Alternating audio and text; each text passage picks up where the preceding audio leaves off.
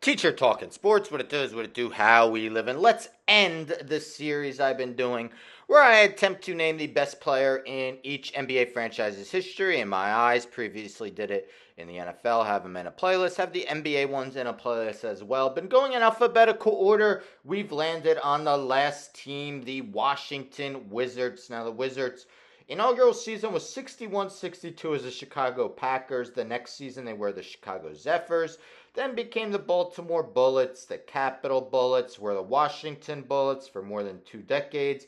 And since the 1997-98 season, they've been known as the Washington Wizards. They've won one championship, which came in 1978. Now, before I name who I believe is the GOAT of the franchise, I've been taking a look at the NBA Mount Rushmores I did 2 years ago, where I attempted to name who I believe are the four best players in franchise history. So I've just been revisiting them, seeing if I would change anything in the 2 years that have passed. I thought long and hard about making a change here, but decided to keep it as is, starting alphabetical order. Bradley Beal. Beal made 3 All-Star teams and twice averaged more than 30 points per game with Washington. Elvin Hayes, part of their championship winning team, led the league in rebounding in 73-74. Wes Unseld, MVP, Rookie of the Year, also a part of their championship winning team. And John Wall, named to 5 straight All-Star teams from 2013-14 to 2017-18. Now, the hardest guy probably for me to leave off was Walt Bellamy, who put up some ridiculous numbers, but I believe played 4 full seasons and part of a fifth with them. And those first 3 years were bad teams. He was part of the expansion team. Gilbert Arenas, another tough guy to leave off. Hibachi, great scorer from the point guard position. Other honorable mentions include Phil Chenier, Anton Jameson, Earl Monroe, Greg Ballard, Jeff Malone, and Gus Johnson, to name a few. In the end, I decided to name my best player in franchise history as Wes Unseld. Unseld was the second overall pick in the 1968 NBA draft by the Baltimore Bullets. Played 5 seasons with Baltimore, was a part of their Capital Bullets. They were the Capital Bullets in 73-74.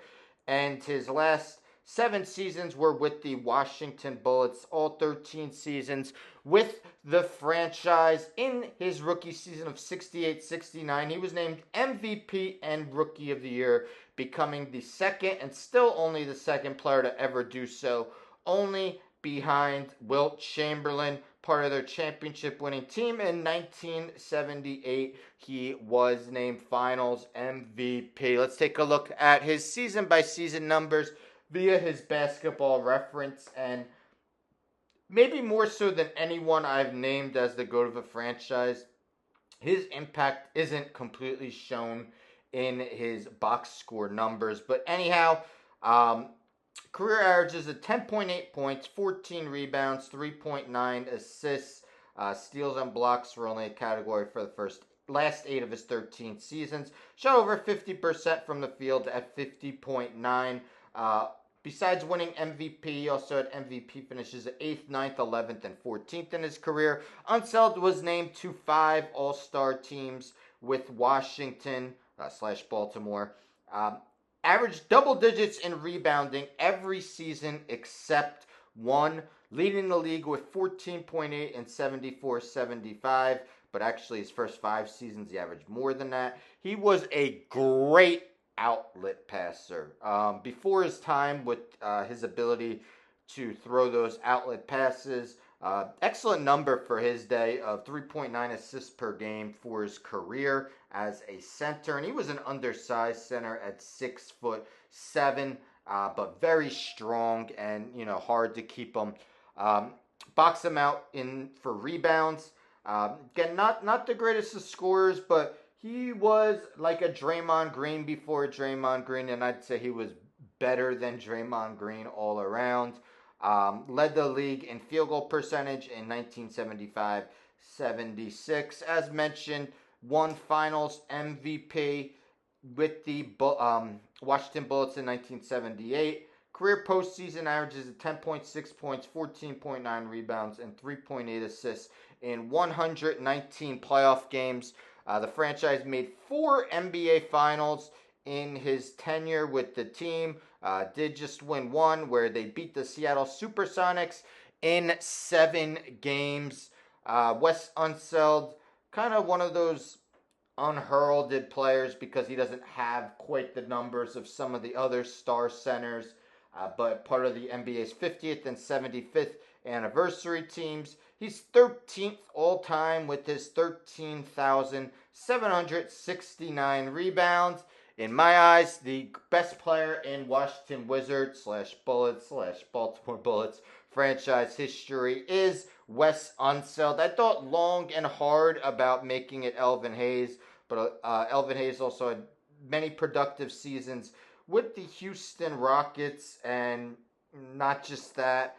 He wasn't exactly known as being the best teammate, but a very good player nonetheless, and a well-deserving Hall of Famer. But let me know in the comments, do you agree that Wes Unseld is the best player in Washington history? Do you agree with my Mount Rushmore? With all of these, I've been taking a look at the active roster, deciding if anyone has a chance to overtake the GOAT, make the Mount Rushmore, be an honorable mention. The Wizards are coming off a miserable 15-67 season, so honestly, no to all 3 of those.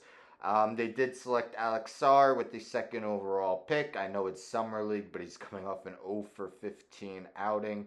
I'm not saying that means he's not going to be a good pro, but again, way too early to project how his career is going to go. He's just 19 years old. But this series is over. Washington Wizards were the last team. They're all in a playlist. Please check them out. Debating whether I'm going to do NHL. If I do, might start tomorrow. Stay tuned for that if I decide to do so. But anyhow, don't forget to subscribe. Tell a friend to tell a friend to tell a friend to subscribe. Like the video, share the video, hit the bell for notifications. I'm out.